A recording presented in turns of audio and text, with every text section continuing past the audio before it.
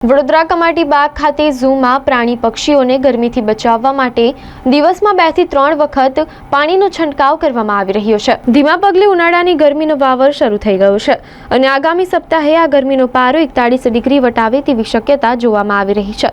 આ સંજોગોમાં ઘરો અને ઓફિસોમાં એસી ચાલુ થઈ ગયા છે, ત્યારે સયાજી બાગમાં પશુ પક્ષીઓને ઠંડા પાણીનો છંટકાવ કરીને રાહત આપવામાં આવી રહી છે। ગરમીથી પશુ પક્ષીઓને રક્ષણ આપવા માટે દિવસમાં 2 થી 3 વખત પાણીનો છંટકાવ કરવામાં આવી રહ્યો છે। વાઘ, સિંહ, દીપડા જેવા પ્રાણીઓને પણ પાણીનો છંટકાવ કરીને ગરમી સામે રક્ષણ આપવામાં આવી રહ્યું છે। રીંછ જેવા પ્રાણીઓ પાસે બરફની પાટો મૂકીને ઠંડક આપવામાં આવી રહી છે, તેમજ પક્ષીઓના પિંજરા ઉપર સૂકા તારસા મૂકીને રક્ષણ આપવામાં આવી રહ્યું છે। નોંધનીય છે કે છેલ્લા એક સપ્તાહથી 40 ડિગ્રી ઉપર ગરમીનો પારો છે। સતત વધી રહેલી ગરમીમાં પશુ પક્ષીઓની હાલત કફોડી બની ગઈ છે। આગામી દિવસોમાં ગરમીનો કહેર વધે તેવી શક્યતાઓ છે, ત્યારે કમાટી બાગના સત્તાવાળાઓ દ્વારા પશુ પક્ષીઓને રક્ષણ આપવા માટેની તમામ તૈયારીઓ કરી દેવામાં આવી છે।